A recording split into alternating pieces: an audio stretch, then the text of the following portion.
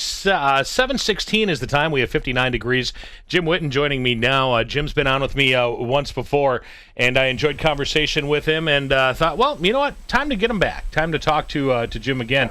Good morning, Jim. Appreciate you coming in and BSing with me this morning. So I wanted to talk to you a little bit about horrible bosses, because as we're heading into a 3-day weekend, I think a lot of us will probably think about work on our days off and think about, well, maybe my boss is horrible. And so what are some of the ways that we can maybe, I don't know, think about having a bad boss and how we can change that when it comes to maybe Tuesday when we head back to work? Well, first of all, I think it is especially difficult when you're self-employed. Yeah. And you sit around on the weekend thinking that. So that I've been down that road before.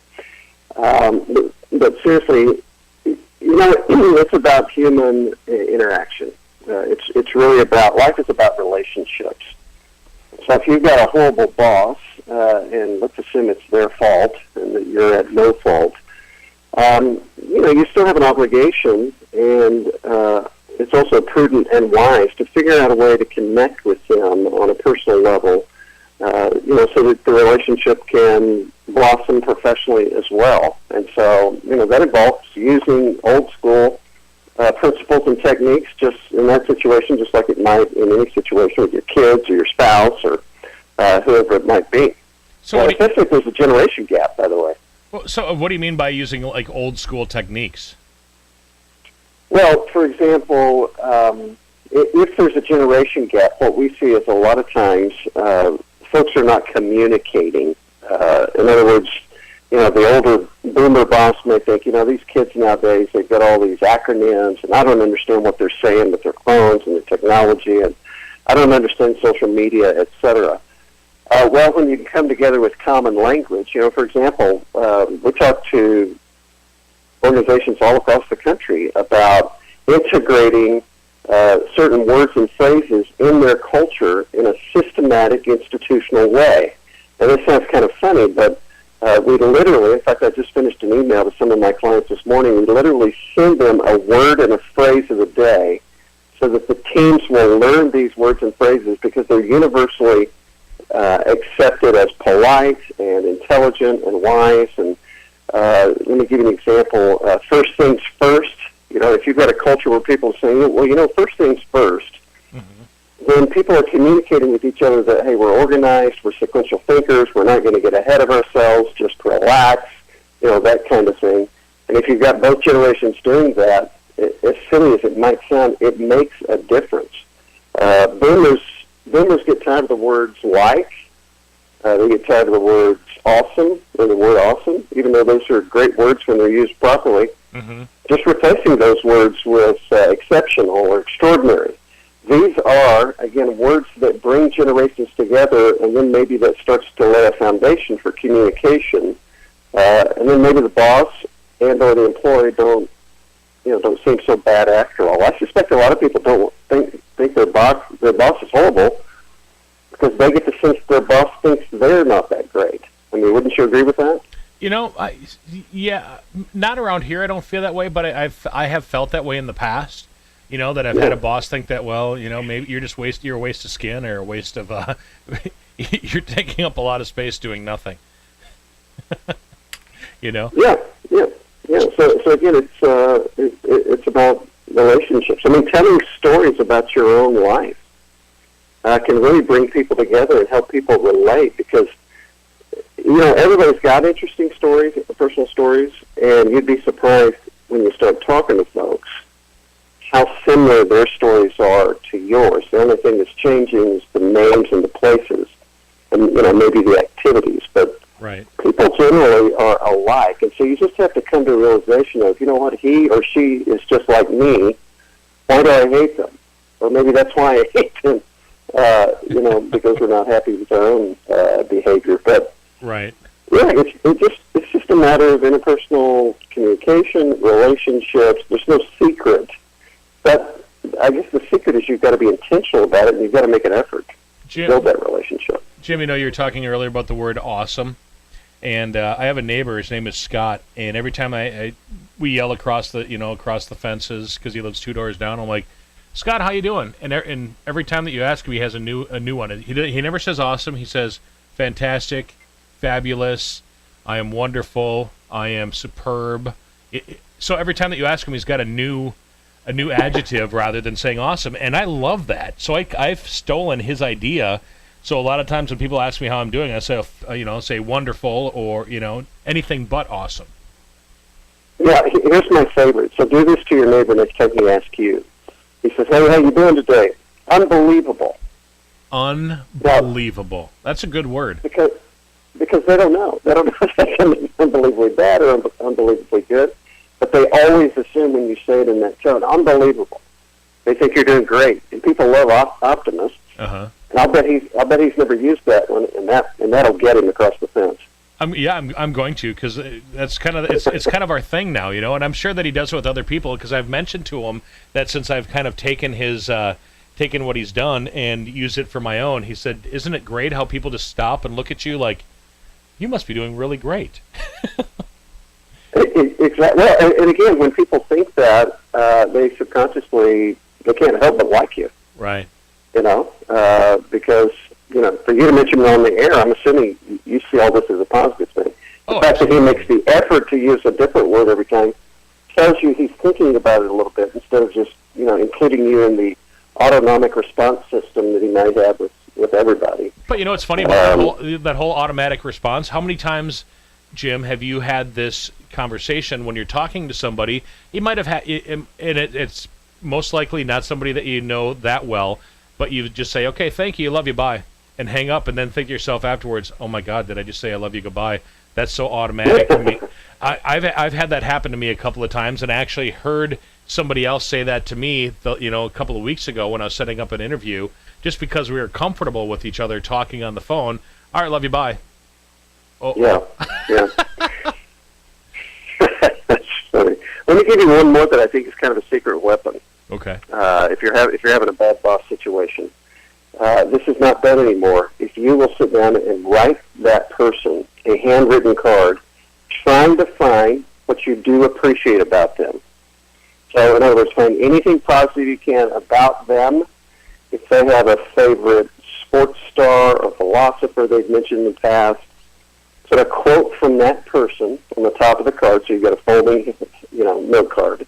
Mm-hmm. Put a quote from their favorite person at the top, and then right down below, boss or Bob or whoever it is.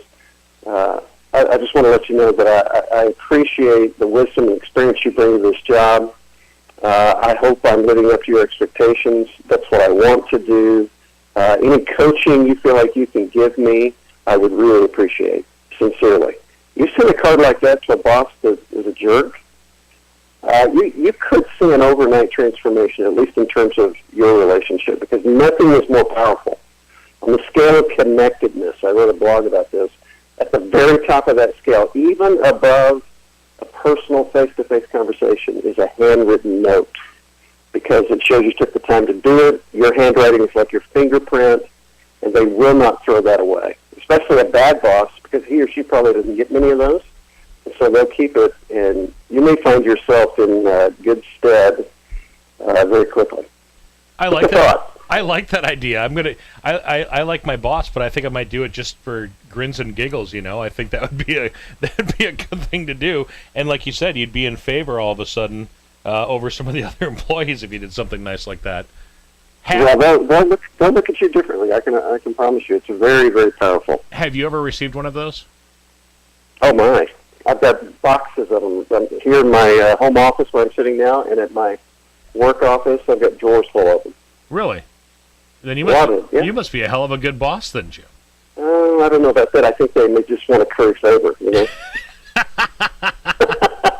So what? And they're not listening to the Wisconsin station, I hope so. That's true. So what is the Old School Advantage? Hey, I've got the trend analysis. The Old School Advantage is the title of my new book. You can go to theoldschooladvantage.com and learn about it, order it, get it on Amazon or any bookstore as well. But I also have an organization called The Old School, and theoldschool.cool is that website address, COOL. So we're trying to make the old school cool. which it is, but you can go to theoldschooladvantage.com, and the links to my website and everything are right there. So we're just going around to corporations and schools and trying to instill some of these principles in the teams at those locations. Now, do you think that is it possible to bring old school back and have old school actually be cool? I don't think old school's ever gone anywhere. The awareness of it has kind of passed this generation by. But there's no question. I mean, the reason why old school is even talked about is because it's full of principles that last for centuries. So it's just that we've gotten so distracted with technology and other things, and our attention is so diffused. I call it the age of distraction. But if you can bring back the old school principles and implement them in your life or your business or your family, then that's where the advantage comes in. That's the title of the book, The Old School Advantage. Everyone else is going to be stuck in this diffused world. You bring those back, and you look like something completely new. It's almost like Planet of the Apes when they unearthed the Statue of Liberty. It's like, what is this thing? Where did it come from? But it's always been around, and it was just forgotten in that case. And that's what's happening with the old school. This weekend, a lot of local kids graduating, and so they're moving on to the next stage of their life. What are one or two tools that you could say to to these kids? Hey, this would be a great way for you to succeed in life is by doing blank. Well, and thank you for bringing that graduation up, because the book is a perfect graduation gift for two reasons. If they're a high school graduate, and the book contains components of how to get a 4.0 in college. In the appendix in particular, there's test taking and speaking and writing skills, etc. So there's one thing there is when you go to college, you need to know how to manage time. That's why most of the 44% of kids that go to college that never get a degree, the problem is time management. So we have a chapter in there about that. We call it time leadership, not just time management. And if you're coming out of college, chapter 6 in the book is all about interviewing, what to do and what not to do from a physical standpoint, and then how to answer the 10 most asked questions in interview situations when you're looking for a job. And even more importantly, there's a list of 15 reverse interview questions. That's where the interview is won or lost when the interviewer asks you, do you have any questions? That's when you shine. So there's just a couple things there that would be particularly germane to high school and college graduates. What's the best question to throw back on the interviewer? The best one to throw back is, what brought you to ABC Company, and why have you stayed? That's a great question right there. Yeah, that question usually gets you all you need to know about the company that you're considering. Right, and the person that's interviewing you as well.